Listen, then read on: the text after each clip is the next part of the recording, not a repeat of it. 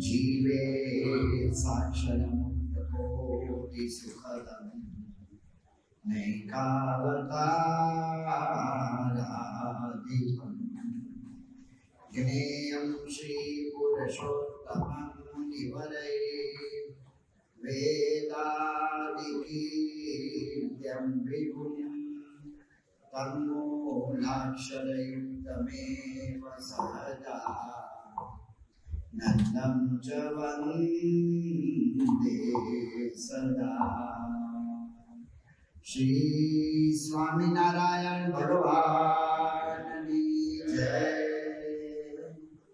अक्षर पुरुषोत्तम महाराज की जय।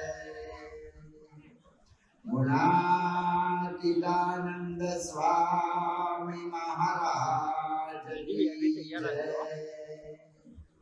भगत जी महाराज की जय।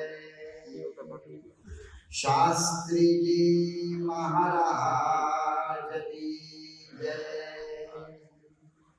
योगी जी महाराज की जय। प्रमुख स्वामी महाराज की जय। महंत स्वामी महाराज की जय।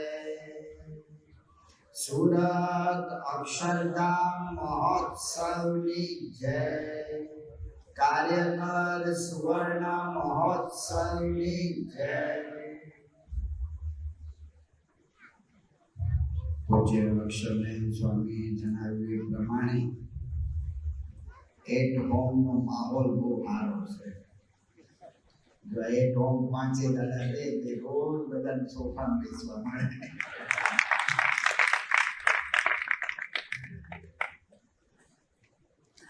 આજનો દિવસની વાત બધી પૂજ્ય અક્ષરધામ સ્વામી આપણને કરી છે।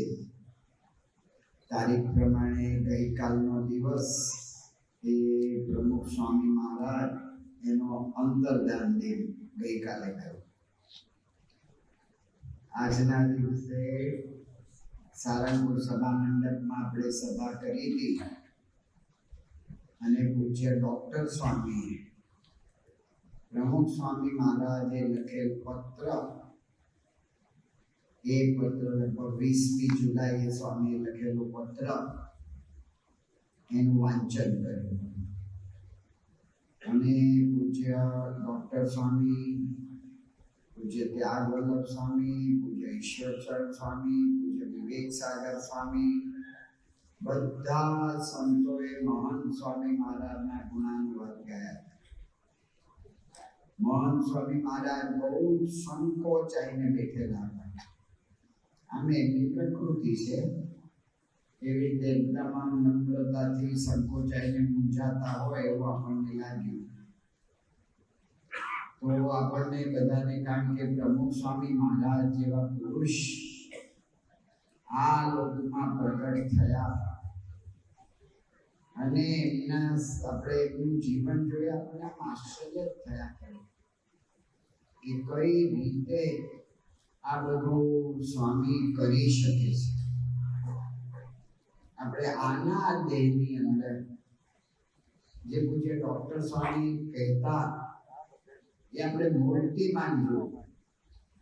ડોક્ટર સ્વામી એવું કહેતા કે તમારે ભગવાન રામચંદ્રજીના દર્શન કરવા હોય, ભગવાન શ્રી કૃષ્ણચંદ્રના દર્શન કરવા હોય, તમારે કોઈ પણ સંતો, નરસિંહ મહેતા કો, તુલસીદાસ કો કે કબીરજી કો કે નાનક કો કે કોઈ પણ સંતો એના દર્શન કરવા હોય તો પ્રમુખ સ્વામી મહારાજના દર્શન કરો તો તમને એના દર્શન થઈ જશે। અને હકીકતે આપણને અનુભવ થાય। તમે શ્રીમદ ભગવદ ગીતાને ખોલો અને ભગવદ ગીતાનો બીજો અધ્યાય अर्जुन श्री कृष्ण भगवान ने पूछे छे, भगवान श्री कृष्ण કહે છે કે તું તારી મતિ સ્થિર રાખ, તારી પ્રજ્ઞા એ સ્થિત થઈ જવી જોઈએ, સ્થિર થઈ જવી જોઈએ। તો अर्जुन भगवान श्री कृष्ण ने पूछे छे स्थित प्रज्ञस्य का भाषा समाधिस्थस्य केशव स्थितद्धिः किं प्रभाषेत किम आसीत किम व्रजेत। અર્જુન એટલું નથી પૂછતા કે સ્થિત પ્રજ્ઞા કેવી રીતે પ્રવચન કરે. પ્રવચન કરવામાં તો મારા જેવા ઘણા બધા હોય છે. મારાથી તો ઘણા આગળ આપણે સામાન્ય રીતે કરીએ છીએ, ઘણા બધા કરે છે. પણ અર્જુને કહ્યું કે કેમ આસીત, એ કેવી રીતે બેસે છે, એ લોકોની સાથે વાતચીત કરે ત્યારે કેમ પ્રભાષેત, એ કેવી રીતે ચાલે છે. સ્થિત પ્રજ્ઞતા પ્રવચનમાં નથી પકડાતી, સ્થિત પ્રજ્ઞતા એની દરેક ક્રિયામાં દેખાય. પ્રમુખ સ્વામી એની અંદર જે બધા ગુણો વર્ણવ્યા છે શ્રી કૃષ્ણ ભગવાને, એ બધા જ ગુણો ખાલી તમે વાંચો છો અને વાંચીને ખાલી મનન બહુ ઊંડું કરવાની જરૂર જ ના પડે. સીધું જ દેખાય કે ભગવાન શ્રી કૃષ્ણે કહ્યું કે એને નિંદા ને સ્તુતિ બધું તુલ્ય વર્તે છે. પ્રમુખ સ્વામી મહારાજના જીવનમાં આપણે જોયું ઓછા કર્યા, સ્વામીના પુતળા બનાવીને બાળવામાં આવ્યા. પ્રમુખ સ્વામી મહારાજને એનું દર્શન કરાવ્યું, બધા પકડાઈ ગયા હતા.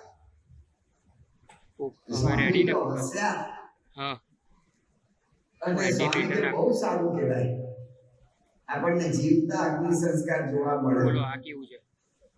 એમને કઈ પ્રશ્ન નથી, કોઈ પ્રશ્ન નહીં. ફોકસ બોલો, ફોકસ.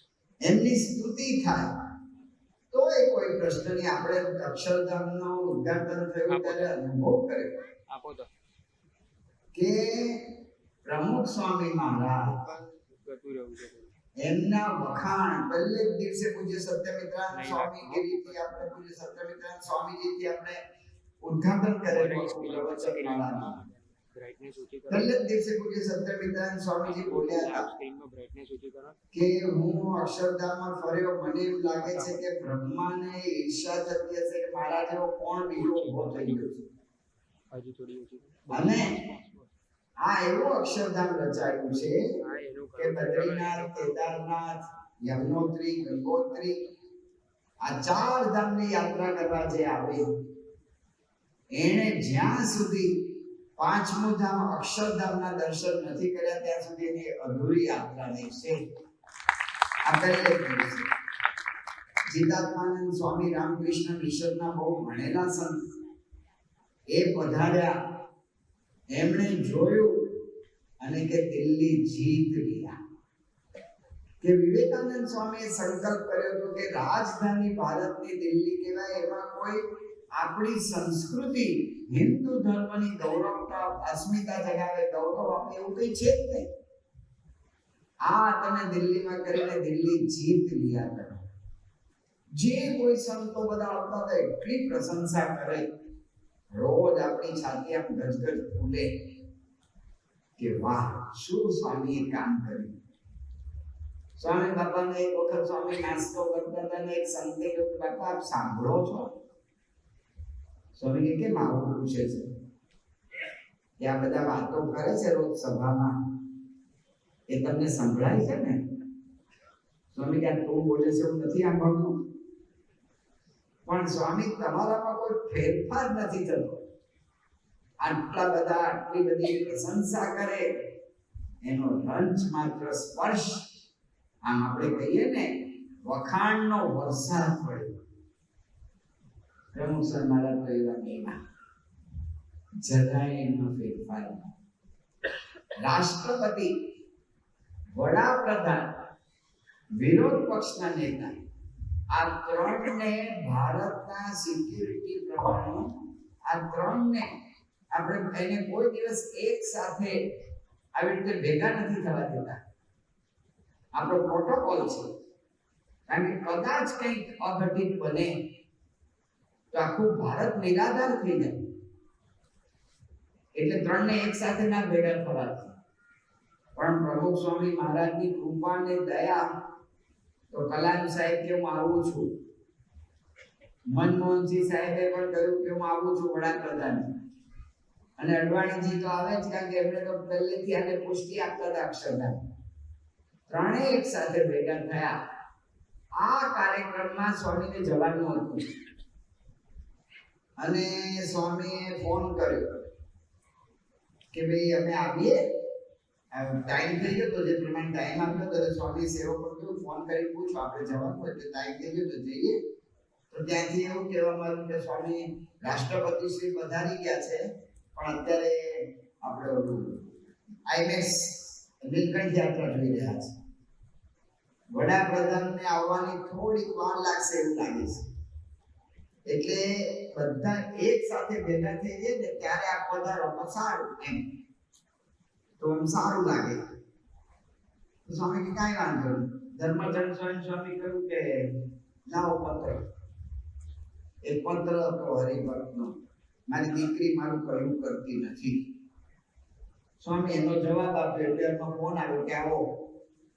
જરા પણ આટલો મોટા ફંક્શનના મધ્ય સ્થાને બિરાજવાનો છે તો જરાય અનુસંધાન શું જીવન જીવ્યું, આ કેવી રીતે રહેવાતું હશે.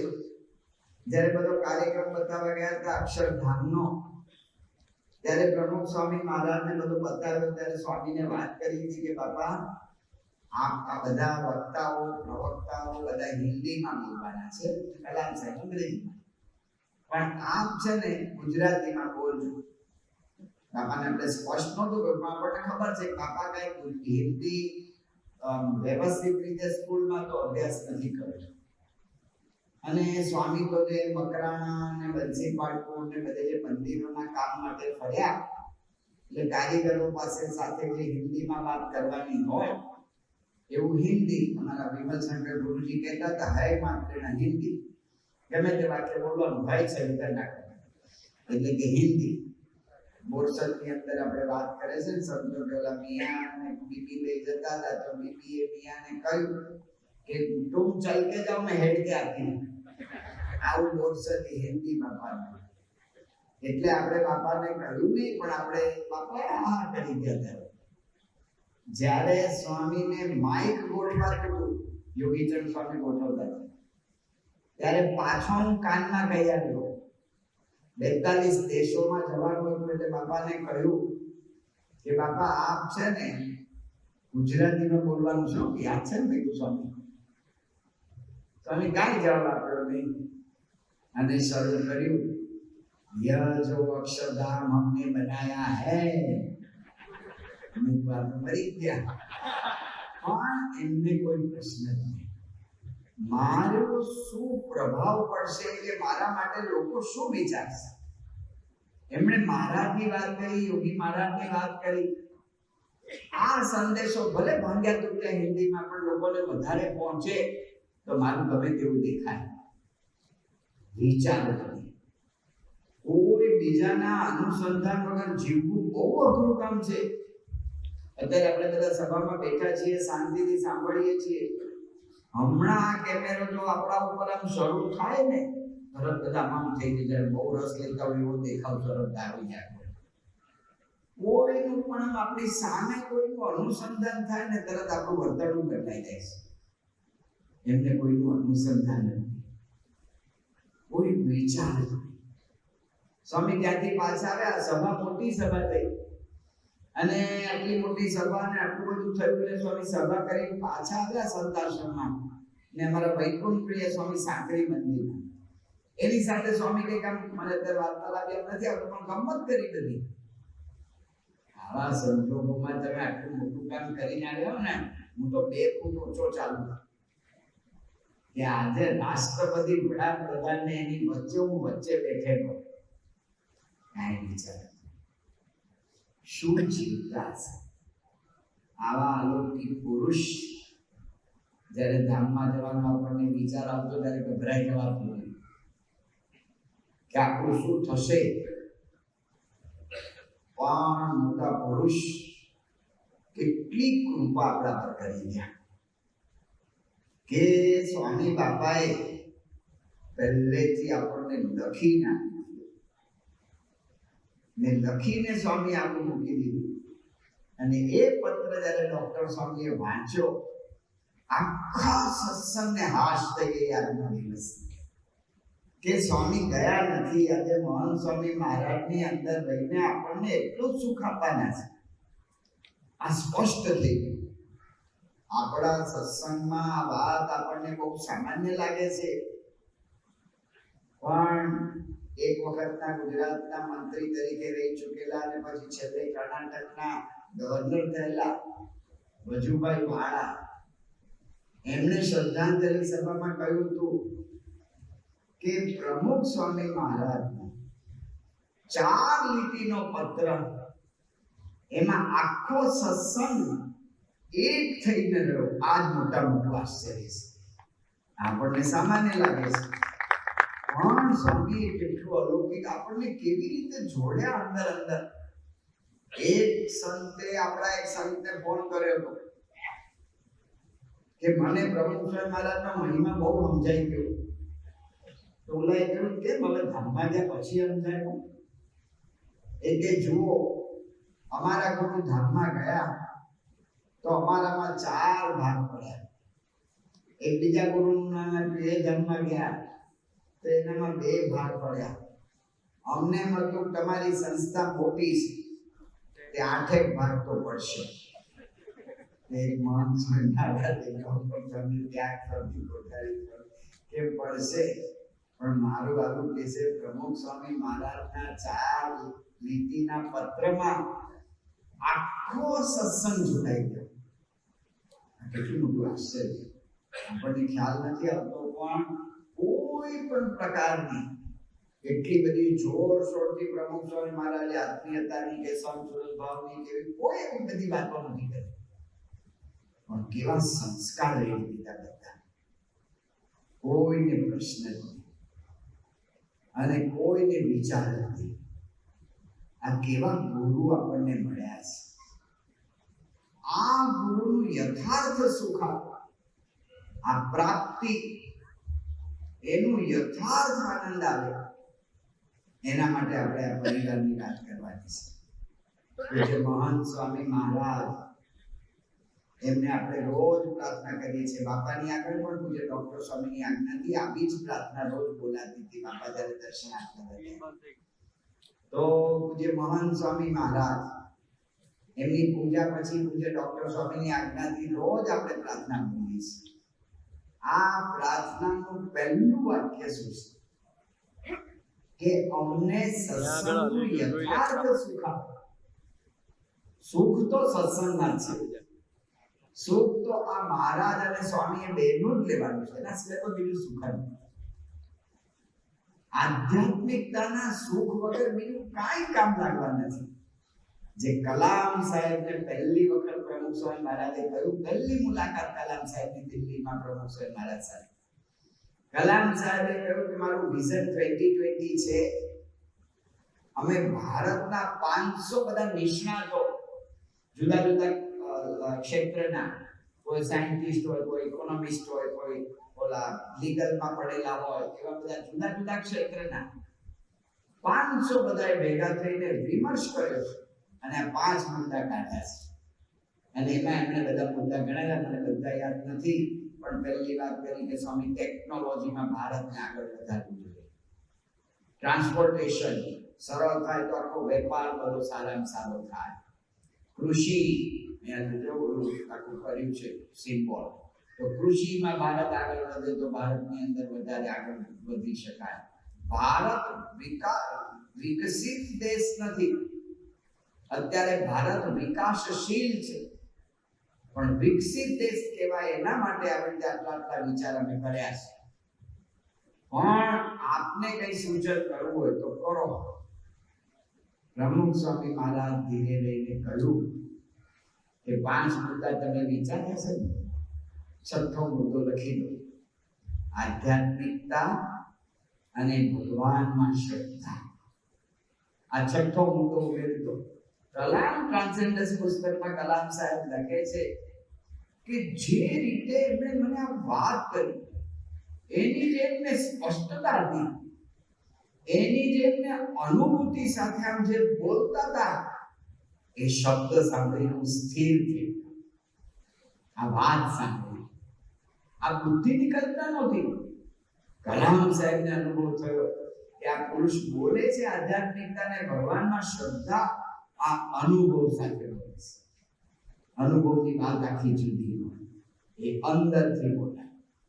તો આધ્યાત્મિકતા વગર આપણે કોઈ પણ સુખ, પરિવારનું કે વ્યક્તિનું કે કોઈનું સુખ આપણે કઈ લઈ જ નહીં શકીએ.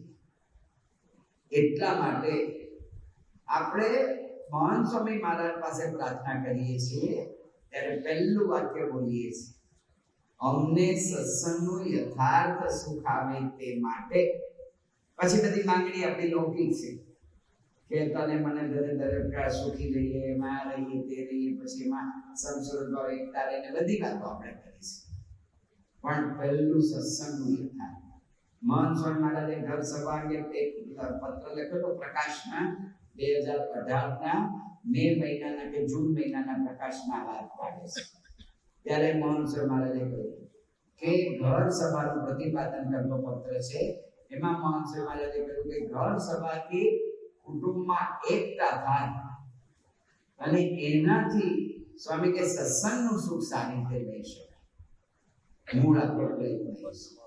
પણ એ વાત કઈ રીતે સિદ્ધ થાય, તો એના માટે પણ સત્સંગ છે.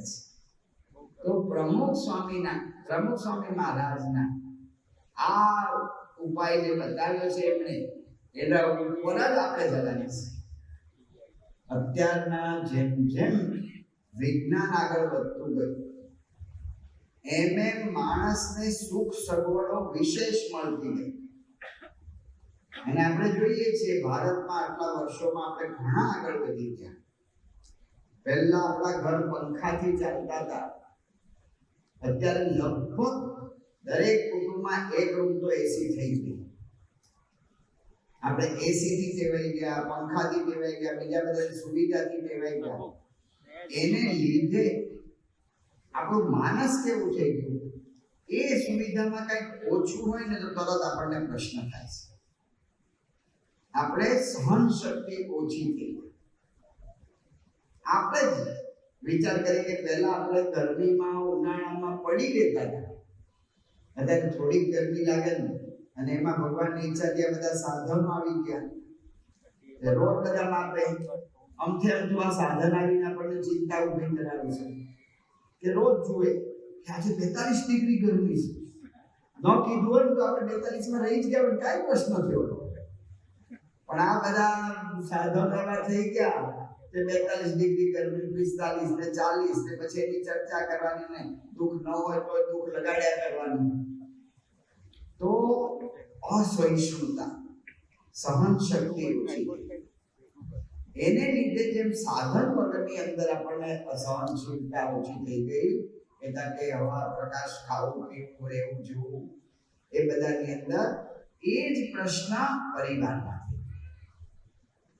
પરિવારની અંદર આપણે હવે એટલું સહન કરી શકતા, એટલું ઓછું થઈ ગયું. અમારે તો સારંગપુરના ગામડાની આજુબાજુની વાત કરીએ, કુટુંબ એના સુરતમાં રહેતા હતા. એ છોકરો હીરાનો કારીગર, શું કે છે, હીરાનો દલાલ, એમાં કંઈક કામ કરતો.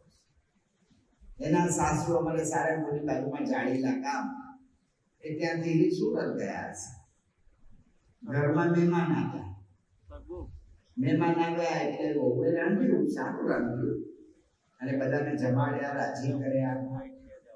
પણ રાંધ્યા પછી સાસુ ભાઈ રસોડામાં આટા મારવા ગયા છે. એમ તો ન મારવા જોઈએ, તો એ ગયા હશે.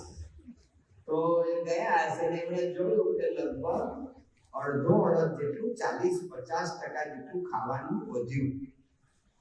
ટકોર કરી, કઈ ભાષામાં કરી આપણને ખબર નથી કે ભાઈ આ મહેમાન આવે, તમે સારું બનાવ્યું, જમાડ્યા, પણ આપણે ધ્યાન રાખવું પડે, આટલું બધું વધે સારું ના કહેવાય, બગડી ગયું. બીજે દાડે સવારે મહેમાનને પેલું રાતનું વધ્યું એટલે એને કઈ ગરમ ગરમ કરી અને મહેમાનને પાછું એ જ જમવા આપ્યું, નાસ્તા. મહેમાન તો જમીન જતા રહ્યા નાસ્તો કરી. સાસુએ ફરી બહુને કહ્યું કે મહેમાન આવે ત્યારે રાતનું વધ્યું હોય તો એ આપણે જમાડાય નહીં, આપણે નાસ્તામાં નવું કંઈ બનાવીને આપવું જોઈએ. આટલી જ વાત. છોકરો 9:30 મહેમાન ગયા એટલે એને કામ ધંધે ગયો. સાસુ કે બીજા સગાવાળાને મળવા ગયા અને પાછા આવ્યા ત્યારે આ બેન આપઘાત કરીને મરી ગયા. આટલી જ તકો સહન શક્તિ આપણી ઓછી થતી જાય છે.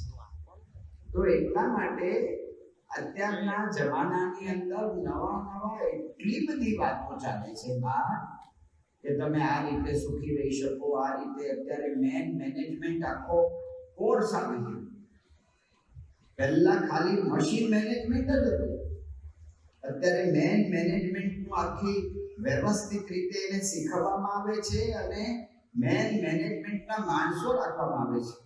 હમણાં મેં બ્રહ્મવિહારી સ્વામીનું એક પ્રવચન સાંભળ્યું, બહુ ડિટેલમાં નહોતું સાંભળ્યું, પણ એક ભાઈને પૂછ્યું તમે શું કરો છો કામકાજ?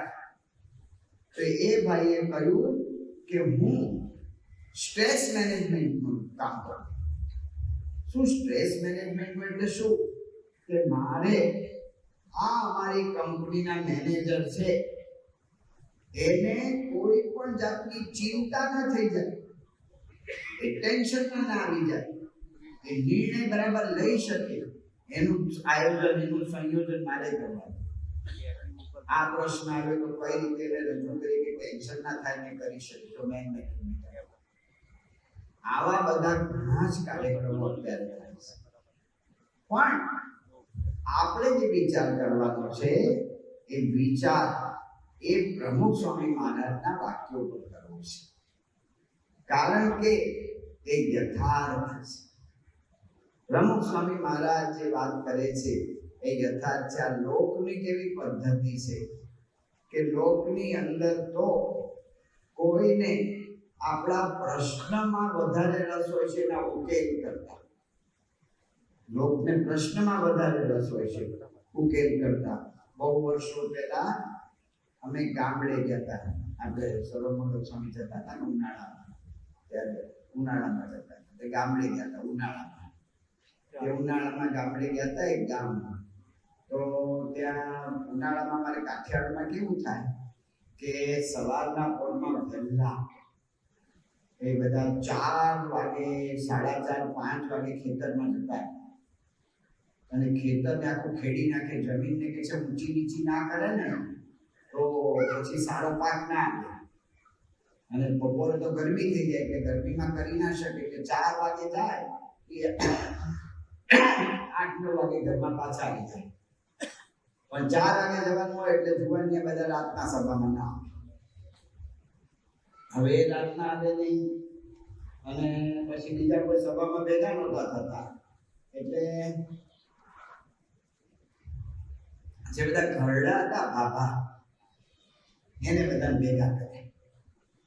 એને ભેગા કરીને વાત કરી કે તમે લોકો તો નવરા છો તો તમે તો સભામાં આવો. હારું સ્વામી આવશો. એ કહ્યું કે આજે આપણે 4 વાગે સાંજે સભા શરૂ કરીએ, કારણ કે બીજું કોઈ કામ જ નહીં, આપણે ગામડે કરવાનું હોય. મેં ઠાકોરજી જાગી જાય તો 4-4:30 સભા શરૂ કરીએ. તો તમારે 7 વાગ્યા સુધી આ સભાનો લાભ લેવાનો. હારું. 4-4:30 લગભગ બધા 5-7 જેટલા બધા આવી ગયા અને કથા શરૂ કરી. લગભગ 5:30-6 થયા ને એક બાપા ઉઠ્યા એટલે બીજા ઉઠ્યા. મેં કહ્યું કેમ? આપણે તો બગાડ થયો છે. મને બગાડ નક્કી થયું છે કે આપણે તો નક્કી થયું છે કે ભાઈ 7 વાગ્યા સુધી સંધ્યા સુધી દેવું પડે, દેવાનું છે. પણ એ કે ના સર મારે જવું પડશે. બીજા ત્રીજા ચોથા વાળા બેઠા હતા એ કે સ્વામી અમારે બધાય જવું પડશે. એટલે ક્યાં જવું છે તમારે? કે અમારે બસ સ્ટેન્ડે જવું છે. એટલે બસ સ્ટેન્ડે હું કામ જવું છે? તમારે કઈ બહાર ગામ જવું છે? ના કોણ લઈ જાય છે? તો તમારા કોઈ મહેમાન આવવાના છે? કોણ કહેશે અમને મહેમાન આવે તો?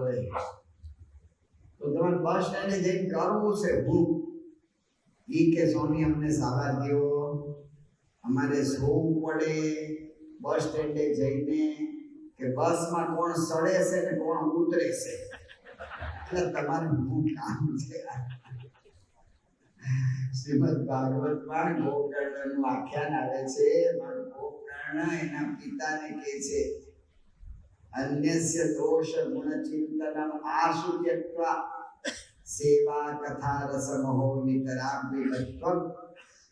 અરે વિમધ્વમ કે બીજાના દોષ અને ગુણ, બીજાનું આ કરે છે હું ને ઓલો હું કરે છે, બધી માથાકૂટ મૂકીને આ કરો, પણ અઘરું પડે છે. આ તો ખાલી આપણા સત્સંગા છે બધા એટલે વાત કરીએ.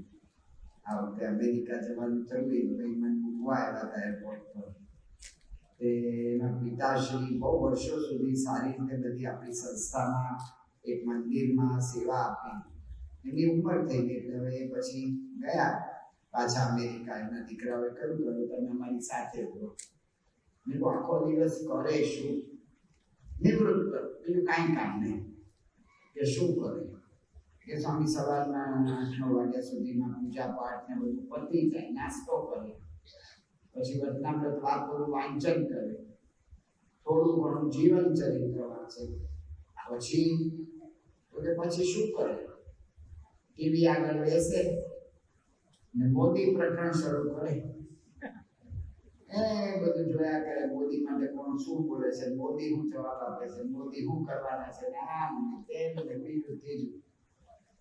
તો ભગવાનનું ભજન એટલે કહેવાનું શું, બીજા શું કરે છે એમાં રસ. આ લોક એવો છે, એને આપણા પ્રશ્નોમાં ઉકેલમાં રસ છે, એને મોટા કરવામાં રસ છે. પ્રશ્નો ઘણા એવા હોય છે.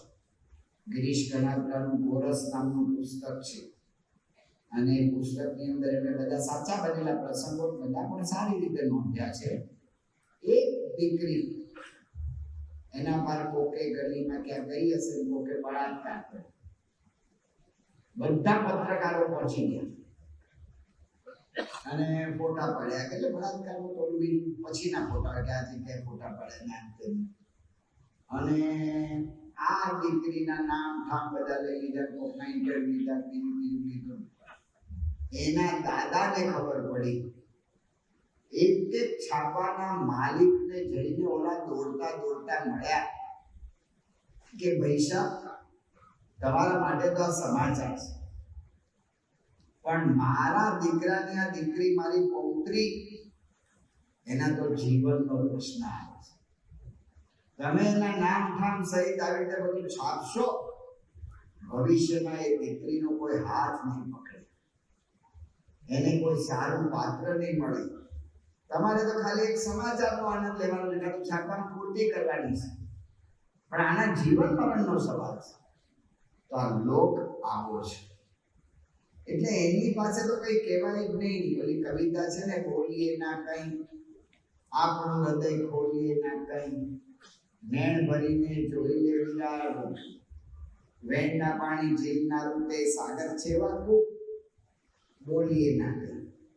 જે તેની પાસે કઈ બોલાય નહીં, કારણ કે આપણી વ્યથા અવર ને મન રસની કથા, ભીતર હોય નહીં કાહી તથા, પ્રાણમાં જલન હોય તો એ ધારીએ શીતળ રૂપ, બોલીએ ના. જ્યાં ત્યાં આપણે આપણી વાતો કરાય જ નહીં. પ્રથમના 38ના અજ્ઞાનમાં મહારાજે આપણને કહ્યું, એની પાસે પ્રશ્ન રજૂ કરો કે જે આપણી મૂંઝવણ ટાળીને એને સંપૂર્ણ એ મૂંઝવણ આપણી બંધ કરે, આપણે કોઈ જાતનો પ્રશ્ન જ ના એવું કરે, એની પાસે આવી રીતે પ્રશ્ન રજૂ કરો. નહીંતર ઘણા બીજા કેવા હોય, મહારાજની વચ્ચે કાઠી દરબારો જતા હતા અને ભાલમાંથી પસાર થતા હશે, જે કઈ સુરાખાચર કે જે કોઈ એના ઘોડાને પાણી પાવા ગયા, તમારે ભાળનો કાદવ એને માદલું કે ભાલનું માદલું એવું હોય ને કે માણસ ભાલની જટી એવી પહોંચી તો માણસ આખો ને આખો અંદર ઉલટો ઉતરી જાય. બહુ ધ્યાન રાખવું પડે કે આટલી બધીની યુક્તિ હોય છે કે આ આડા પડી જવાનું, વજન બહુ વધારે આપ્યા વગર ધીમે રીતે ઊભા થયો એ બધી રીત હોય છે.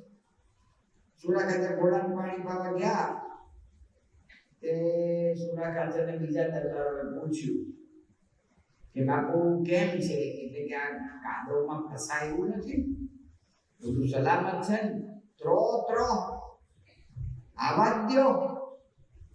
એ બીજા બધા ઘોડા નાખ્યા ને ઘોડાના પગ પૂછ્યા. એટલે બાપુ તમને પૂછ્યું તું કે ફસાવતો હું એકલો ફસાવ? બધા આપણે હારે આવ્યા છીએ, બધા હારે ફસાઈએ ને. આ લોકની રીત. એને આપણા પ્રશ્નમાં રસ નથી, પ્રશ્નને મોટો કરવામાં રસ. પૂજ્ય મહાન સ્વામી મહારાજ કહે છે કે કદાચ રસ હોય પણ એ રસ એની અંદર આપણે જાણવું પડે કે એ ખરેખર આનો ઉપાય જાણે છે. આપણને ધારો કે કઈ મોટર બગડી હોય રસ્તામાં, કોઈને બહુ દયા આવી જાય, લાવો રિપેર કરી આપો. ભાઈ તું મિકેનિક છો કે ના? તો હું રિપેર કરવાનો છું. ખાલી દયા કામ ન લાગે, એને પ્રશ્નનો ઉકેલ એને પામેલો હોવો જોઈએ એવો કામ લાગે. નહીતર હિત કરવા જાય પણ બીજું કરી નાખે. માનસો મારા વાત કરતા હતા કે ઓલા ભાઈ હતા ને એને ઘેર ઓલું પેન્ટ એને કોઈ દરજી પાસે સીવડાવ્યું અને ઘરે આવીને પેન્ટ પહેર્યું, જોયું તો એક ફૂટ જેટલું મોટું. એટલે 2 દાડા પછી આ લગ્નમાં મારે પેન્ટ પહેરવાનું ને 1 ફૂટ મોટું દરજીને આપવા જવું, તરત તે મને સીવીને પાછું આપશે ને, ના નવું પેન્ટ લગ્નમાં પહેરાશે ને. તેના આપણા પત્નીને કહ્યું કે આપણા ઘરમાં સીવણનું મશીન છે, તો પછી તમે થોડુંક આને 1 ફૂટ કાપી ખાલી લેપો લેવાનો છે, બીજું કંઈ કરવાનું નથી. એટલું કરી આપશો? તો એમને તો અમે શીખામણ આપી, તમારે બધા કામ આવા જ હોય છે, પહેલેથી ધ્યાન રાખવું. તમને આમને કેટલી વાર કહ્યું ના તેમ બધું. એને થયું કે આ કંઈ કરે એવા લાગતા નથી, એટલે એની બેનને કહ્યું. એની બેન કે જો ભાઈ મને ટાઈમ નથી હોતો, તું જાણે છે હું નોકરી કરું છું, રાખજે, હશે તો ટાઈમ મળશે તો કરીશ. એટલે એને બેન પર વિશ્વાસ ના આવ્યો. એને એની બાને કહ્યું કે બા તમે જરાક આ પેન્ટને કંઈક સરખું કરી શકો? તો બા કે જો મને દેખાતું નથી, ઓછું દેખાય, પણ તું મને કહેશે તો હું કરી દઈશ. એટલે બાને એને પેન્ટ આપી. બીજે દાડા 2 દાડા પછી અને લગ્નમાં પહેરવું હતું એટલે પેન્ટ એને જોયું ટેકો બેકો તૈયાર થઈ ગયો. એટલે એમણે પેન્ટ પહેર્યું તો બરમુડા ચડ્ડી. એટલે આ શું થઈ ગયું? એની માને કહ્યું તમને મેં કહ્યું નતું એક જ ફૂટકા પર, મેં તો એક જ ફૂટકા કર્યું. તો એની બેન કે મને હું ખબર કે બાએ કાપી નાખ્યું હતું, મને મેં ભાઈને કે ના પાડી એટલે મેં કાપ્યું. એની પત્ની કે મને એમ થયું મેં ભૂલ કરી એટલે મેં કાપ્યું. મહાન સ્વામી મહારાજ આના પર મનન કરે છે. કોઈને ખોટું કરવું નથી, હિત જ કરવું છે. પણ હિત કઈ રીતે થાય છે ને એ ખબર નથી. એવાની પાસેથી ઉકેલ ના લેવાય.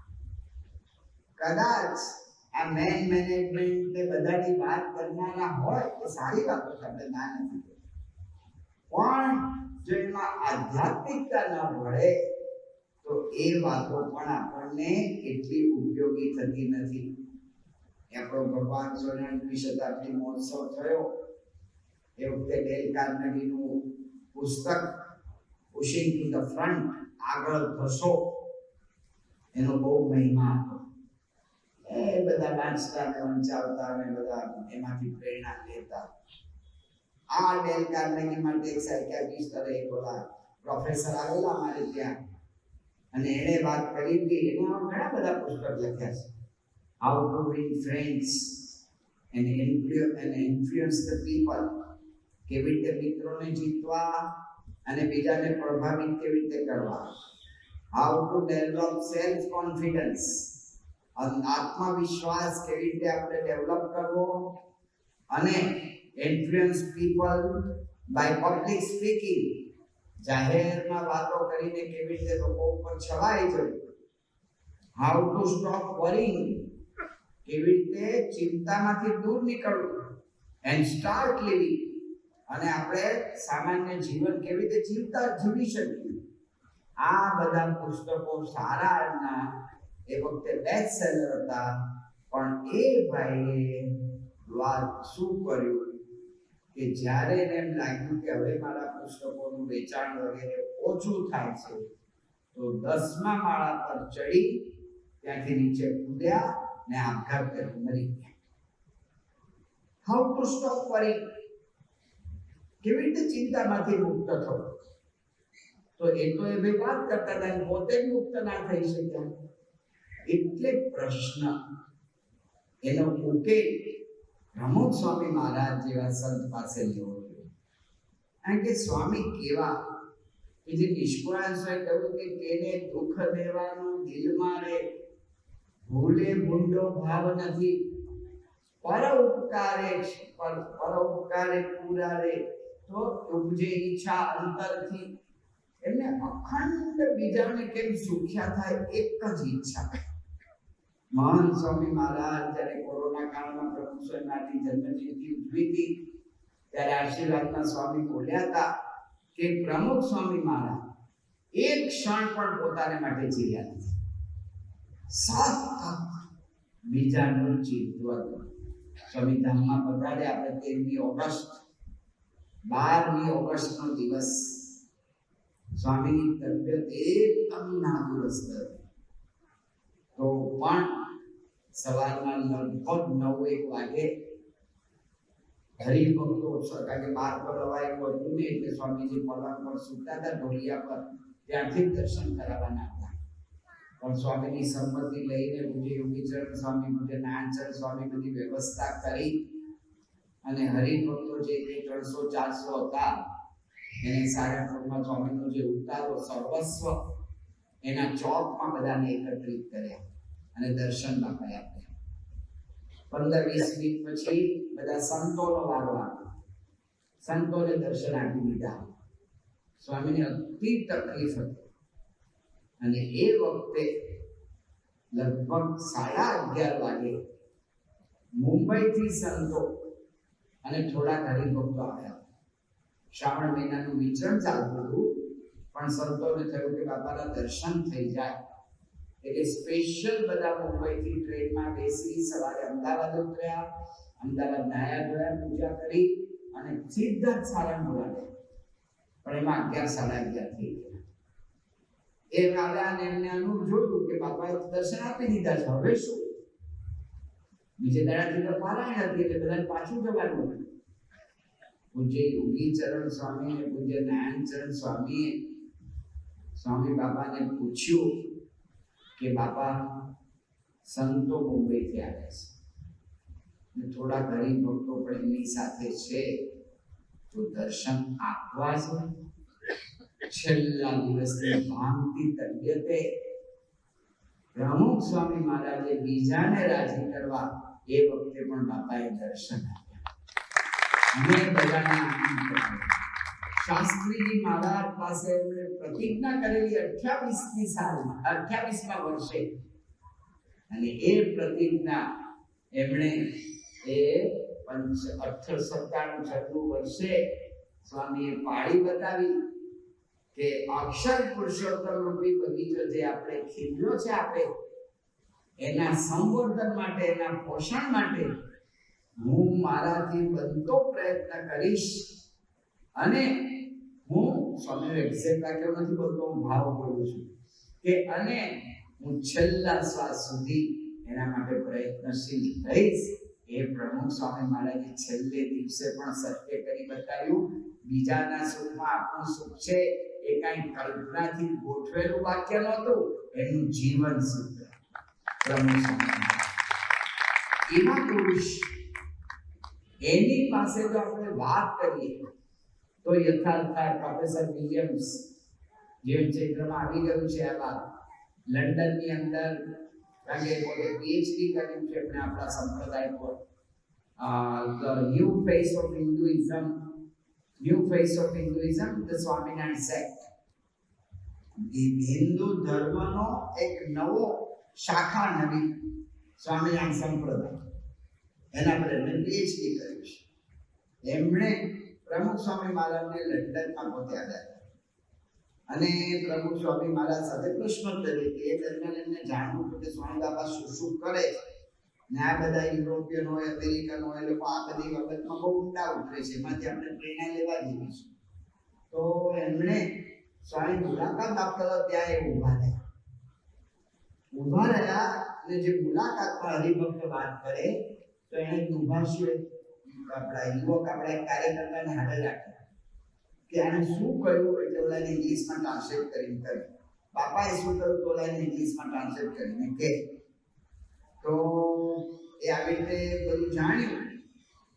પછી એમણે બાપાને પ્રશ્ન પૂછ્યો કે તમે મેં જોયું અત્યાર સુધી જે બધાએ પ્રશ્ન પૂછ્યા એ કાં તો એના વ્યવહારના પ્રશ્નો, આર્થિક પ્રશ્નો, અને કાં તો એના કૌટુંબિક પ્રશ્નો, આ બધું એમણે પૂછ્યું છે બધા જે કંઈ અત્યાર સુધી પસાર થયા.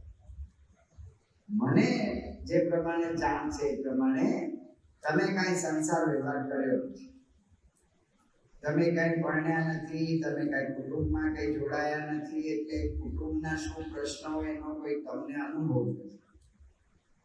તમે કાંઈ વેપાર ધંધા કર્યા નથી, એટલે એની અંદર શું થઈ શકે એનોય તમને કંઈ ખ્યાલ નથી. તો તમે બહુ જ હળવાશથી બધાને સમાધાન આપો છો, અનુભવ વિના. એ કઈ રીતે આપો છો? પ્રમુખ સ્વામી મહારાજે શું કર્યું? પ્રમુખ સ્વામી મહારાજે કહ્યું કે કોઈ પણ અમારી પાસે પ્રશ્ન લાવે છે, અમે પહેલા એ પ્રશ્નને સાંભળીએ છીએ, પછી ભગવાન સુજાડે એ રીતે જવાબ આપીએ છીએ. આ આધ્યાત્મ કલ્પનાથી કે આ રીતે થઈ શકે એવી તર્કથી પ્રમુખ સ્વામી મહારાજે કોઈ જ કાર્ય નથી કર્યું. જે કાર્ય કર્યું છે ભગવાનને સાથે રાખીને, ભગવાનને માથે રાખીને એ રીતે સ્વામી તમે જવાબ આપીએ. તો પ્રમુખ સ્વામી મહારાજે આપેલું ઉકેલ એ પ્રમાણે આપણે જવાનું છે, એ પ્રમાણે આપણે માર્ગદર્શન લેવું છે. કારણ કે એમણે જે ઉકેલ આપ્યો હતો એ બધી જ રીતે આપણને પુષ્ટ કરે. જેમ આપણે જોયું કે સ્વામીએ ખાલી 4 લીટીનો પત્ર, આખી સંસ્થા એકતાથી ગુંજાઈ ગઈ. એકતાનો ગુણ આવ્યો કેવી રીતે? આપણે કયો એવો પ્રયત્ન કર્યો હતો, પણ એમનું ઐશ્વર્ય, એમનું સામર્થ્ય એ આ કાર્ય કરે છે કે બધાને એક સરખી પ્રેરણા મળે. આ દરેકના મનની અંદર પ્રવેશ કરીને આ રીતનો એક માહોલ ઉભો કરવો એ સત્પુરુષ જ કરે છે. એટલા માટે એ જે ઉકેલ આપે છે એ ભગવાનનો ઉકેલ છે. તો પ્રમુખ સ્વામી મહારાજને પૂછવામાં આવ્યું કે પરિવારમાં એકતા રાખવા માટે અમારે શું કરવું? પ્રમુખ સ્વામી મહારાજે લખીને આપ્યું છે, નિકટય સંત સુજાન. આ કેલેન્ડર આપણને બુક સ્ટોર પરથી મળે છે, એની અંદર આ વાક્ય આવેલું છે. તો પ્રમુખ સ્વામી મહારાજને પૂછ્યું કે પરિવારમાં એકતા રાખવા માટે શું કરવું? તો પ્રમુખ સ્વામી મહારાજે 4 ઉકેલ આપ્યા છે. પહેલી વાત કરી છે સ્વામીએ સત્સંગ, બીજી વાત કરી ઘર સભા, ત્રીજી વાત કરી છે એકબીજાને સમજવાની કોશિશ કરવી, ચોથી વાત કરી છે મોટું મન રાખવું. આ 4 ઉકેલ સ્વામીએ જે રીતે જે ક્રમમાં આપ્યા છે ને યથાર્થ. સત્સંગ, સત્સંગ એટલે શું? સત્સંગ દીક્ષામાં મુજબ મહંત સ્વામી મહારાજે કહ્યું કે સત શબ્દેના આત્મા, સત શબ્દથી આત્મા ને સત શબ્દથી પરમાત્મા. જો આત્મા ને પરમાત્મા, અક્ષર અને પુરુષોત્તમનું જ્ઞાન યથાર્થ થઈ જાય, પ્રશ્નમાં પણ ઉકેલ આવે. આ હકીકત મૂળભૂત પ્રશ્ન એ છે. એટલા માટે સ્વામી કહ્યું કે સત શબ્દ કે સત્સંગ. બીજી વાત કરી કે ઘર સભા. ઘર સભા પ્રમુખ સ્વામી મહારાજે આપેલું કે આખું આ માધ્યમ એટલું ઉત્તમ છે કે જો આના ઉપર આપણે પ્રમુખ સ્વામી મહારાજને Guinness book of world record માટેનો પ્રયત્ન કર્યો હોય તો પ્રમુખ સ્વામી મહારાજને Girish book of world record આ ઘર સભા પર મળી. આ પ્રમુખ સ્વામી મહારાજ આપેલી ઘર સભા બીજા પોતાની રીતે ઊભી કરેલી એની વાત નથી કરતા. તો પ્રમુખ સ્વામી મહારાજે જે ઘર સભાની વાત કરી છે, તો એ ઘર સભાથી કરવાનું શું છે? તો સ્વામીએ બે રીત શીખવાડી આપી. એકબીજાને સમજવાની કોશિશ કરી અને બીજી રીત સ્વામી શીખવાડી મોટું મન રાખવું. આ કરવાનું છે. સ્વામી આપેલો ક્રમ યથાર્થ છે, તેમ છતાં પણ આપણને સરળતાથી સમજાય એટલે આપણે ત્રીજી વાત પહેલા કરીએ છીએ. એકબીજાને સમજવાની કોશિશ કરો. સ્વામી શું વાત કરી છે? એકને સમજે ને બીજાને સમજે. આ બે વાત. એકને સમજવાના અને બીજાને સમજવાના. એકબીજાને સમજવાની કોશિશ એટલે હું શું સમજુ છું કે હું બીજાને બરાબર સમજુ. એ પણ બરાબર છે. પણ સત્પુરુષના વાક્યમાં ઊંડા ઉતરીએ તો જ એનું રહસ્ય પકડાય છે. તો એક પેલા સમજે. એક કોને સમજે? એક પોતાને સમજે. ગુણાતીતાનંદ સ્વામીની બીજા પ્રકરણની લગભગ 60મી વાત. સ્વામી કે જેવો બીજાને સમજાવવાનો આગ્રહ છે એવો પોતાને સમજવાનો હોય. જેવો બીજાના દોષ જોવાનો આગ્રહ છે એવો પોતાના દોષ જોવાનો હોય તો સ્વામી કે કાંઈ કસર નથી. આ સ્વામી જે વાત કરી છે એ ખરેખર પેલા પોતે જ સમજવાનું. એક પોતાને સમજવું. પૂજ્ય મહાન સ્વામી મહારાજે આ વખતે અમને બધાને દ્રઢ કરાવ્યું કે પ્રગતિ આપણી નથી થઈ શકતી એના મૂળમાં શું છે? તો સ્વામી કે જે કંઈ કરીએ છીએ પોતા માટે નથી કરતા. હું એટલી બધી અત્યારે 1.5 કલાક વાત કરીશ પણ તમને કરીશ, બાજુ હું શું કરું છું એ મારે પ્રશ્ન છે. પોતા માટે નથી કરતા. તો એક પોતે પોતાને સમજે, એક એકને સમજે. એક એકને સમજે તો કેટલું કામ થાય.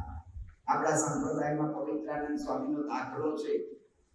પવિત્રાનંદ સ્વામી વડતાલ સંસ્થાની અંદર રઘુવીરજી મહારાજના સમયમાં એટલું મોટું સ્થાન લીધેલું ને કે કોઈ પણ નિર્ણય લેતા પહેલા રઘુવીરજી મહારાજને એમને પૂછવું પડે. એટલે એનો અર્થ એવો થયો કે સંસ્થાના સંચાલક જેવા પવિત્રાનંદ સ્વામી બની ગયા. આવા સરસ. અને એ પવિત્રાનંદ સ્વામી એ પોતે બધા સંતો અને બધાને કંઈક વડતાલથી આણંદમાં કંઈક સમયા જેવું આયોજન હતું, કંઈક હરિભક્તે કંઈક ઉત્સવ જેવું ગોઠવેલું. એટલે બધા મોટેરા સંતો રઘુવીરજી મહારાજને બધા ત્યાં ગયેલા. અને બધા ત્યાં ગયેલા અને એ વખતે સંધ્યા આરતી થઈ ને સંધ્યા આરતી પછી આપણે ધૂન જે આપણે રોજ બોલીએ છીએ રામકૃષ્ણ ગોવિંદ, એની અંદર પહેલા છેલ્લે રામકૃષ્ણ ગોવિંદ ધૂનમાં છેલ્લે પહેલા એ બોલાતું હતું કે નરનારાયણ સ્વામી લક્ષ્મીનારાયણ નરનારાયણ લક્ષ્મીનારાયણ નરનારાયણ લક્ષ્મીનારાયણ. આ પ્રણાલિકા છે. આ પ્રણાલિકા હતી. તો વડતાલના સંતોને નરનારાયણ દેશ સાથે અંદરથી સ્પર્ધા અને ઈર્ષ્યા. નાના સંતો ભેગા થયા હશે. બધાએ અંદર નક્કી કર્યું કે આપણે શું કામ નરનારાયણ દેવનું નામ લેવું. એટલે કે આપણે એક કામ નક્કી કરવું, આપણે કોઈનું બોલવાનું નહીં, સ્વામિનારાયણ સ્વામિનારાયણ બોલો બધા. પવિત્રાનંદ સ્વામીની પ્રકૃતિ એવી કે પ્રણાલિકાના આગ્રહી. પ્રણાલિકા કોઈ પણ તૂટવી ના જોઈએ. આ એના મનનો એની પોતાની પ્રકૃતિ, એનો સ્વભાવ, એના માટે સંપૂર્ણ પ્રયત્ન કરે. સંધ્યા આરતી થઈ, ધૂન બોલાણી, એ બધા નાના બધા મંડી પડ્યા. સ્વામિનારાયણ સ્વામિનારાયણ સ્વામિનારાયણ નામની ઓલી પ્રણાલિકાનો આગ્રહ. નરનારાયણ લક્ષ્મીનારાયણ નરનારાયણ લક્ષ્મી. હવે એક જ આરતી બોલાતી હોય, એક જય સદગુરુ સ્વામી બોલે ને એક જય સ્વામિનારાયણ બોલે, કેવો પ્રશ્ન થાય? એવો પ્રશ્ન અહીંયા થયો. પવિત્રાનંદ સ્વામી અકરાઈ ગયા. એટલે નાના સંતોને થોડું ગુસ્સામાં આવીને ઠપકો આપ્યો જાહેરમાં. એમાં એક નાના સંત હતા અક્ષર પુરુષ નામે. હવે એને શું વિચાર આવ્યો, એવું બોલ્યા કે ઊંટ મરવાનું થાય ને તો મારવાડ ભણી મોં રાખે. એને કઈ બીજું કશું નહોતું કહ્યું. પવિત્રાનંદ સ્વામીની પ્રકૃતિ જેવી, તેનું અંગત એવું, બધા શબ્દ પોતા પર લઈ લીધું, હું ઊંટ. પણ કહેવાનો ભાવ એવો હતો કે પવિત્રાનંદ સ્વામી મૂળ અમદાવાદ દેશમાં, એમનો જન્મ અમદાવાદ દેશમાં થયો, એટલે હજી એમને નરનારાયણ દેશનું મહત્વ તૂટતું નથી. અને પવિત્રાનંદ સ્વામી વધારે અકળાઈ ગયા. પણ એ વખતે આચાર્ય રઘુજી મહારાજ હાજર હતા, બધા પરમહંસોએ, બધા સદગુરુ હાજર હતા. કોઈએ ન અક્ષર પુરુષને કઈ કહ્યું કે નહીં બીજા સંતોને કોઈને કહ્યું. અને આનો ધક્કો લાગ્યો પવિત્રાનંદ સ્વામી. અને એવો ધક્કો લાગ્યો કારણ કે એને લાગ્યું જાહેરમાં મારો અપમાન. તેને તાવ આવી ગયો, સાયકિક તાવ. રોગ બધા માનસિક જ હોય છે. અત્યારે એલોપેથી સાયન્સે જાહેર કર્યું છે કે 80% રોગ માનસિક છે, 20% ખરેખર છે. ધરતીકંપ આવ્યો આપણા ગુજરાતમાં, ત્યારે અમદાવાદમાં એક ભાઈને કેડ દુખતી હતી, ત્રીજા માળે રહેતા હતા. ઘરમાં આખો દિવસ પથારીમાં સૂઈ જ રહે, એનું જમવાનું પથારી આગળ જ આપવાનું. ખાલી દેહની ક્રિયા પૂરતો ઊભા થાય. એમાં ધરતીકંપમાં બંગલો હલ્યો, કોઈ કોઈની રાહ જુએ, એ બધા કૂદી નીચે ભાગ્યા. એ ભાઈએ દોડ્યા, નીચે આવી ગયા. નીચે આવીને મકાન જોઈને આશ્ચર્ય થઈ ગયું કે હું કેવી રીતે ઉતર્યો. મને ઘેર દુખતી હતી. 80% રોગ મનના છે, 20% હાથા છે. તો પવિત્રાનંદ સ્વામી સાયકિક પેશન્ટ થઈ ગયા.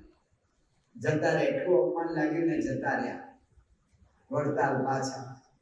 જ્યારે પરિવારમાં આવો કોઈ પ્રશ્ન થાય છે કે સત્સંગ મંડળમાં થાય છે, ત્યારે મારું મન શું કરે છે? મારું મન હું ક્યાં સાચો છું ને એ ઠેરવા પ્રયત્ન કરે છે.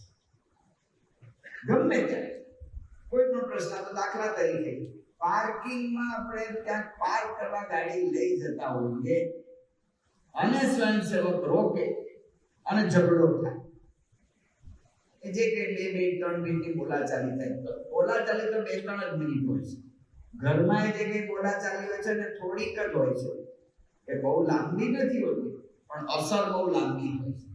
ઘરમાં હવારના પોરમાં નીકળતા હોય ને આપણને વાત કરી હોય કે તમને 3 દિવસથી કહ્યું આ માલ લઈ આવો, તમે ઘરે આવો ત્યારે વચ્ચે જ આ દુકાન આવે છે, પણ તમે 3 દિવસથી આ માલ લાવતા જ નથી.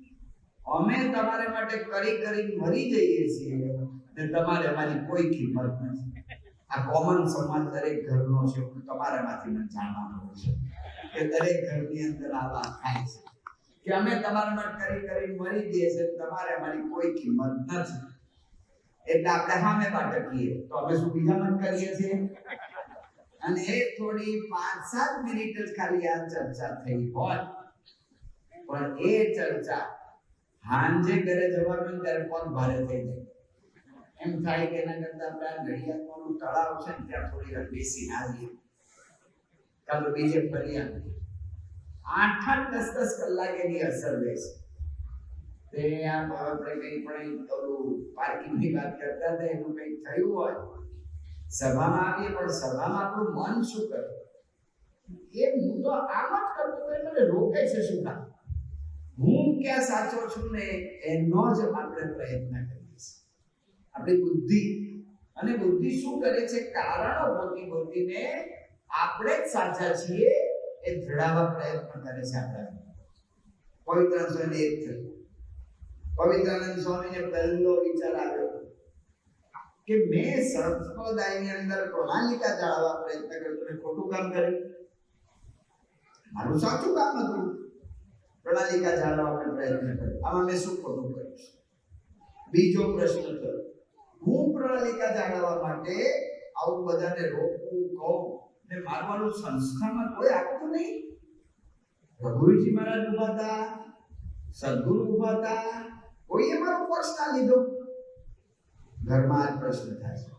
છોકરો તોફાન કરતો તો હું બોલ્યો, એની માએ બોલતી નથી, એની દાદીએ બોલતી નથી, એના દાદાએ બોલતા નથી, બધાને હારા દેખાવું છે. જો બીજા ક્યાં ખોટા છે ને હું ક્યાં હાચો છું, આ જ આપણું મન કરે છે. એ પવિત્રાનંદ સ્વામીએ કર્યું કે મારો પક્ષ કોઈએ રાખ્યો નહીં. એમને વિચાર આવ્યો કે આ અક્ષર પુરુષ આવી રીતે જાહેરમાં મારા જેવા સદગુરુનું અપમાન કરી નાખે, આવો સ્વચ્છંદપણે વર્તે, એને કહેનારું કોઈ નહીં, એને દંડ ના આપે કોઈ. અક્ષર પુરુષને કેમ કોઈ દંડ નથી આપે. એમાં એમને વિચાર આવ્યો કે હું આખી જિંદગી સંસ્થાનું કેમ સારું દેખાય એના માટે મરી ગયો કરી ને મારે છેલ્લી અવસ્થામાં આટલું ખાયું ને. આ ઘરનો પ્રશ્ન છે. મેં આખા ઘરને આગળ વધાર્યું, છોકરાને ભણાવ્યા, આગળ લીધા, અને મારે છેલ્લી અવસ્થામાં આ મહાન સ્વામી મહારાજ કહે છે કે સેલ્ફ પીટી, જાત ઉપર દયા, એમાંથી બહાર જ નીકળાતું. જાત ઉપર જ દયા ખાયા કરીએ છીએ, એની અંદર બહાર જ નીકળાતું નથી. કારણ કે આપણને આટલું બરાબર લાગે છે. વર્ષો પહેલા એક વખત મોરબી કથા કરવા જવાનું થયું તો મને એક માર્કંડભાઈ, આપણે ગરીબ હતા બ્રાહ્મણ, માર્કંડભાઈ ભટ્ટ તો પ્રોફેસર હતા. એમણે મને કહ્યું કે હું જ્યોતિષ જાણું છું. માર્કંડભાઈ તમને જ્યોતિષ? હા કે સ્વામી તમારે શીખવું તમને શીખવાડું. એટલું સહેલું છે? આ સહેલું છે, તમને શીખવાડું તો. ને આપણે તમને બધાને શીખવાડીએ છીએ. માર્કંડભાઈ કહ્યું છે પ્રમાણે બહુ સહેલું છે. એમણે કહ્યું કે તમારે છે ને કોઈ પણ માણસ તમને કહે ને કે એટલે હાથ પકડ, જમણો હાથ લેવા, પછી આમ ઝીણી નજર કરી બરાબર જોવાનું, થોડોક હાથ આમ ઊંચો નીચો કરવાનો, પછી એના હાથની જે બધી રેખાઓ હોય ને એને આમ અડવાનું થોડુંક આમ, અને ભવા થોડા સંકોચવાના, એ બધું બરાબર જુઓ છો ને એવું કરવાનું.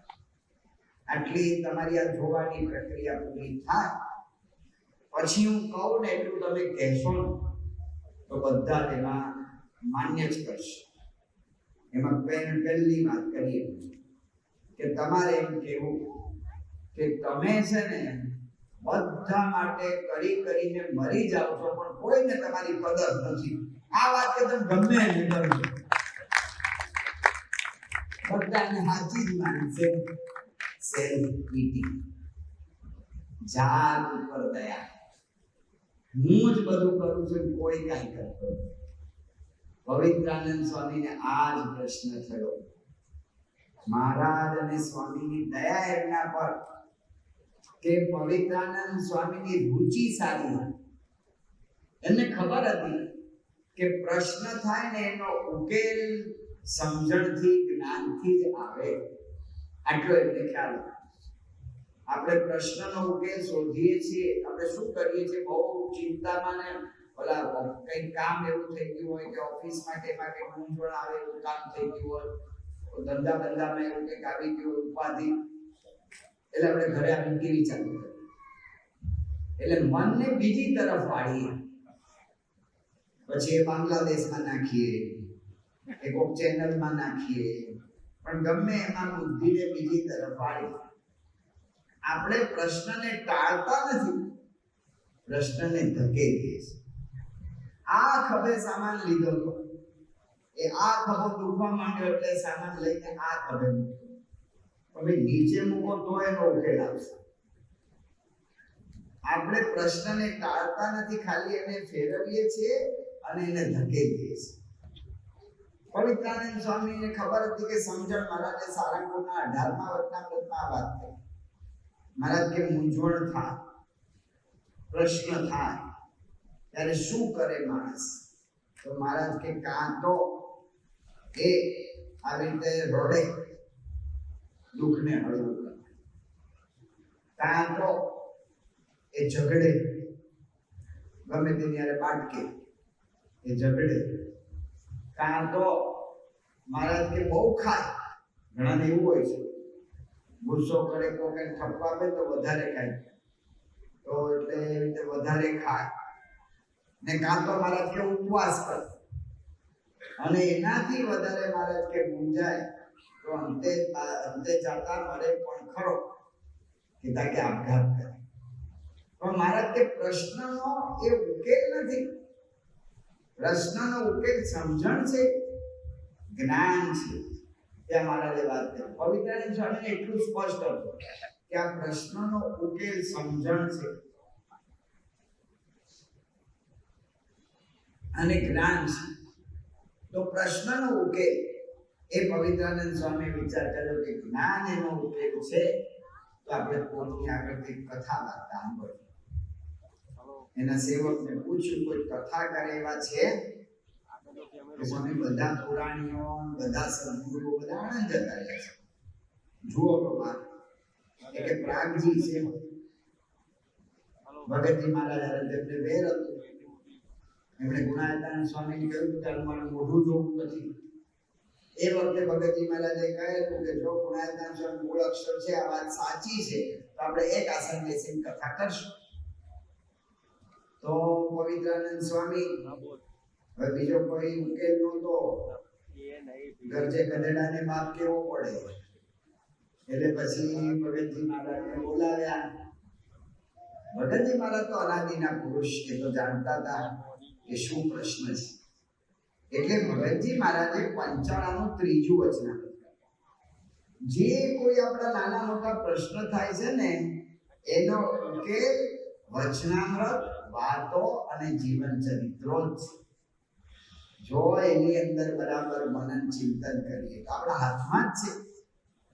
મને એક ભાઈએ વાત કરી હતી કે મારે પ્રશ્ન થાય ત્યારે હું શું કરું છું કે હું પ્રાર્થના કરું છું અને જીવન ચરિત્રને લઈને આમ ગમે તે પાનું ખોલું છું, ભગવાનને પ્રાર્થના કરું.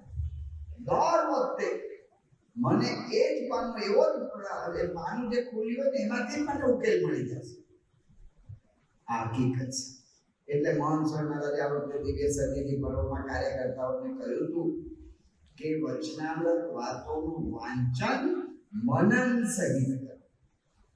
ઉકેલ એમાં છે અને એ જ સાચો ઉકેલ છે. ડેલ કાર્નેગી જેવાનો મોટો ઉકેલ મળશે, કદાચ થોડો સમય રાહત થશે, પણ અંતે તો પ્રશ્ન જ રહેશે. કારણ કે પ્રશ્નનું કારણ જુદું છે. પ્રશ્નનું કારણ હું છું, અહમ છે. પવિત્રાનંદ સ્વામીને એટલો બધો અહમ પ્રધાન હતો એટલે પ્રશ્નનો ઉકેલ જ નહોતો.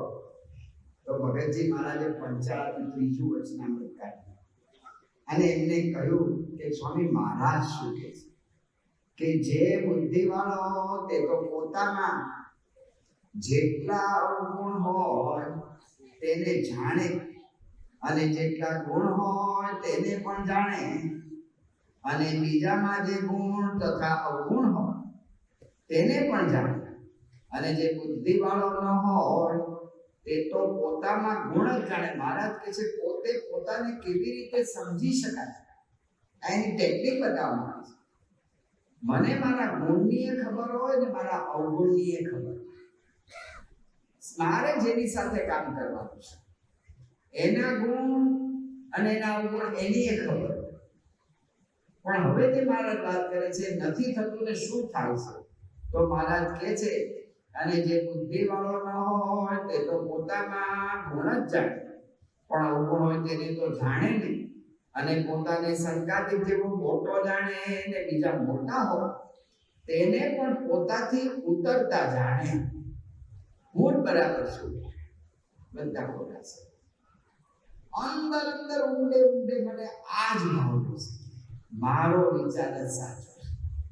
ને આપણી બુદ્ધિ એટલા તર્ક કરી કરીને આપણને આ વાત જડાવેલી છે કે આપણને એમાંથી બહાર નીકળવા જોઈએ.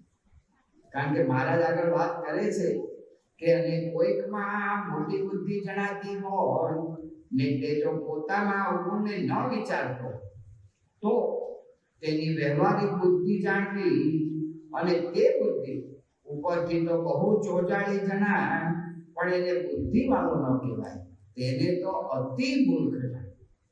મહારાજ કે એની બુદ્ધિ ચોજાળી છે, વ્યવહારના કામ આમ પટ પટ પટ પટ કરે છે. વ્યવહારના કામ જે સારી રીતે કરતો એટલે પૈસા સારા કમાય, મોટો થાય, લોકોમાં બધી આબરૂ વધે, પણ મુખ્ય મન છે. મનમાં શું રહે? બોલો બરાબર. આમ હા જીવન ઠણ તો એવું ના અંદર રહ્યા છે. પ્રથમ 28મું વચનામૃત અર્ધ પડેલા કાષ્ઠ, જેમ અડધું પડેલા કાષ્ઠ હોય પડેલું એને ધુમાડો નીકળે ને એ આપણને મૂંઝવ્યા છે, આંખો વાળે એ થયા છે. એમ મહંત સ્વામી મહારાજ વાત કરે છે કે ચૂં ચૂં ચૂં ચૂં રહ્યા જ કરે દરેક બાબતમાં. આમ ચૂં ચૂં ચૂં ચૂં રહ્યા જ કરે. આમ બહારથી દેખાતો હા પણ આવી એટલા માટે મહારાજ કહે છે કે અતિ મૂર્ખ.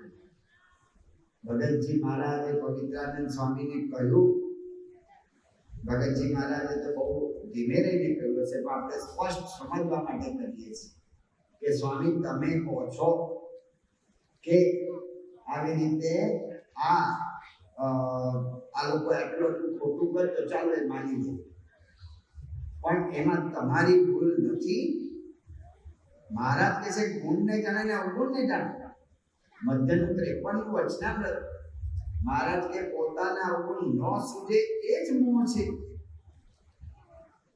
તો મહારાજે કહ્યું તમે તમારા ભગતમાં તમારા અવગુણ તમે કહો છો એ માનીએ ચલો કે તમે પ્રણાલિકા જાણવાનો પ્રયત્ન કર્યો એટલે તમે સાચા છો. તમે પ્રણાલિકા જાણવાનો પ્રયત્ન કર્યો હેતુ સાચો પણ રજૂઆત ખોટી નહોતી. મહારાજે વચનામૃતમાં કહ્યું છે કે કોઈને કઈ આવી તેની ભૂલ થતી હોય કેવી હોય તો એકાંતમાં લઈ જઈ કેવી. જાહેરમાં તમે ઠપકો આપ્યો તમારી ભૂલ નથી. તમે કહો છો કે મારો કોઈએ પક્ષ લીધો નહીં ને કોઈએ મને સહકાર આપ્યો નહીં. તમે બધા પૂછીને કર્યું હતું. તમારે જો પક્ષ જોઈતો હોય તો તમે પૂછીને કર્યું હતું. તમે તમારા સ્વભાવ પ્રમાણે ગુસ્સે થઈ ગયા પછી એ બધા મને સપોર્ટ કરો. ઘરમાં દરેક વ્યક્તિને મેં પૂછ્યા હતા, મારી સાથે ભેળ્યા હતા, મારા મતમાં પહેલા સહમત કર્યા હતા અને તમે તમારી રીતે વિચાર કરો તો તમારી આ ભૂલ નથી. તમે વાત કરો છો કે અક્ષર પુરુષને દંડ આપવો જોઈએ કારણ કે એ સાધુ તમારે હોતા નથી. તો તમે આટલા મોટા સદગુરુ થઈ ગયા, સંસ્થાના સંચાલક થઈ ગયા, હજી તમને અપમાન લાગે છે તમે સાધુમાં એમ કર્યું શું? આ તો આપણે બોલીએ છીએ ભગતજી આવું ન બોલ્યા હોય પણ કે તમે કર્યું શું આટલા વર્ષો સત્સંગમાં? જો તમને હજી શબ્દ લાગતા હોય અને માન અપમાનમાંથી બહાર ન નીકળાતું હોય તો તમારા જીવનમાં તમે કર્યું શું? આ તો બધું વ્યવહાર તો દુનિયા આખી ચલાવે છે. પવિત્રાનંદ સ્વામી જેવો પોતાનો અવગુણ જોયો શાંત થઈ ગયા. રાજજીતે ખરેખરી વાત કરી. પોતે પોતાને જાણે તો બધા પ્રશ્ન હતા. રાજજીતે સારામાં સારી વાત કરી છે. આ ખરેખરી વાત તે કરી કે હું મારી ભૂલ તો જોતો જ નહોતો. એ ગુણાતીતાનંદ સ્વામીને ખરેખર રાજી કરી લીધા. એને લીધે તારી આ સ્થિતિ થઈ છે. ભગતજી મહારાજ જ્યારે આ નિરૂપણ કરીને બહાર નીકળ્યા પછી કહ્યું કે હવે પવિત્રાનંદ સ્વામીએ ગુણાતીતાનંદ સ્વામીનો ગુણ આવ્યો છે ને તો હવે મહારાજ એને ધામમાં લઈ જશે. હકીકત એવું છે. અવગુણ જો મને મારા સૂઝે એને હું જોઈ શકું તો પ્રશ્ન માત્ર નથી. મારામાં શું અવગુણ છે? પૂજ્ય ડોક્ટર સ્વામી વાત કરે છે લગભગ BVM કોલેજ વિદ્યાનગર, કદાચ નામ ભૂલ થાય છે પણ પ્રોફેસર જુન્નારકર હતા. ભાઈ કાકા કરાચીથી પ્રોફેસર જુન્નારકરને લઈને આવેલા હતા.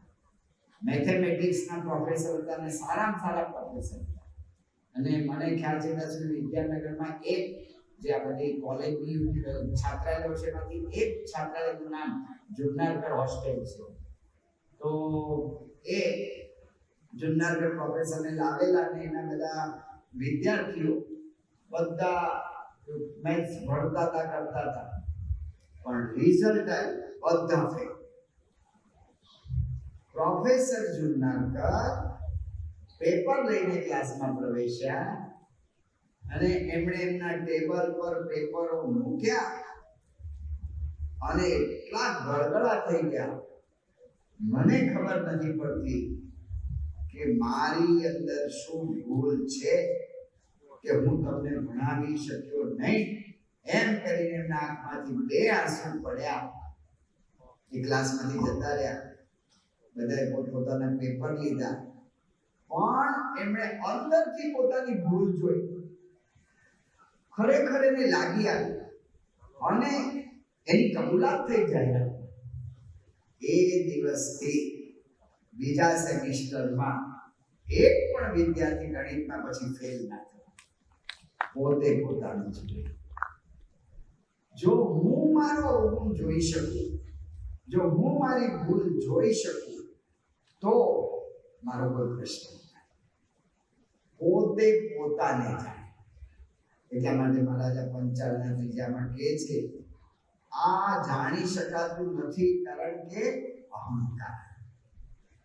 યોગીજી મહારાજ વાત કરતા, ઓલા પટેલ ને પટલાણી બેએ નક્કી કર્યું કે આપણે હવે વહેલા ઉઠીને જો ખેતરમાં જઈએ અને વાવનું બધું લણણી કરવા માંડીએ, પાક બધો કાપવા માંડીએ, તો હાંજ સુધીમાં આખું ખેતર આપણે લણી નાખીએ.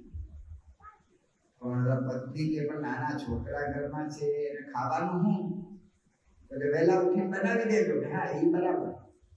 સવારના પોરમાં વહેલા ઉઠી ગયા, 4-1 વાગે રોટલા ઢેબરા જે કઈ શાક પાક સૂકી ભાજી કે અથાણું કે જે કઈ બધું હશે એ બધું બનાવી દીધું. અને પછી ઓલું પિંજરું, પેલા કહેતા પિંજરું, કબાટ, એની અંદર ખાવાનું બધું મૂકી દીધું અને છોકરાઓને કહી દીધું, જો અમે આખો દાડો ખેતરમાં રહેવાના છે, એટલે તમે ભૂખ્યા જ્યારે થાવ ત્યારે એની અંદર દહીં ને ઢેબરા રોટલા જે કઈ બધું શાક પાક બધું મૂક્યું છે, ખાઈ લેજો. હવે એમાં ઓલા બિલાડાને ગંધ આવી કે મારું બિલાડામાંથી ખાયું છે. એ બિલાડો ઓરડામાં ઘૂસી ગયો અને કબાટ જે કઈ ખૂણો હશે એમાં ભરાઈ ગયો, દેખાય નહીં. છોકરા બધા બપોરે ભૂખ્યા થયા. એ છોકરા ભૂખ્યા થયા, એ ઘરમાં આવે રસોડામાં અંદર ખાવા, અવાજ આવે એટલે છોકરા બચારા ગભરાઈને બહાર જાય. પાછા વળી 1-1.5 કલાક ભૂખતા કે જવું પડે, અવાજ આવે એટલે છોકરા બહાર જતા. એમને 3-1 વાગી ગયા, કોઈ ખાઈ ના આપ્યો. પટેલ ને કઈક ઓજાર ઘરમાં લેવા આવવાનું થયું એટલે ઘરમાં આવ્યા, 2 છોકરા ઢીલા ઢમ બધા બેઠા. એટલે કેમ? કાંઈ ખાધું નથી. એટલે તારી માએ હવારના પોરમાં 4 વાગે ઉઠી બનાવ્યું છે, પણ કે છે ઓરડામાં કરાતું જ નથી ને ઓરડામાં ઘૂસી શકતા જ નથી. કેમ? કે અવાજ આવે છે. પટેલે રસોડું ખોલ્યું, અવાજ આવ્યો. પટેલને ખબર પડી ગઈ બિલાડો છે. એક મોટી લાકડી લીધી અને જે બિલાડાને ફટકારી દે, મ્યાઉ મ્યાઉ કરતું બહાર જતું રહ્યું. છોકરા ખાવા પીવા સુખ્યા થઈ ગયા. એમ બધું જ છે. ઘરમાં ટીવી છે, એસી છે, એ બધી વ્યવસ્થા છે, પણ હું એ ઘૂસી ગયો. ઈ મારવાળો બિલાડો આ છોકરી લેવા દેતો નથી. એટલા માટે છે કે એ પોતાને સમજે. હું જો મને સમજું તો મારું કામ થાય. તો મહારાજ કહે છે કે ગુણને જુએ ને અવગુણને જુએ. એટલે અત્યારે આપણે અવગુણને જોઈએ એ વાત કરી, પણ ગુણને જોવા પડે. તો ગુણને જોવા એટલે શું? તો એ વાત આપણે આવતીકાલે કરીશું. શ્રી સ્વામિનારાયણ ભગવાન.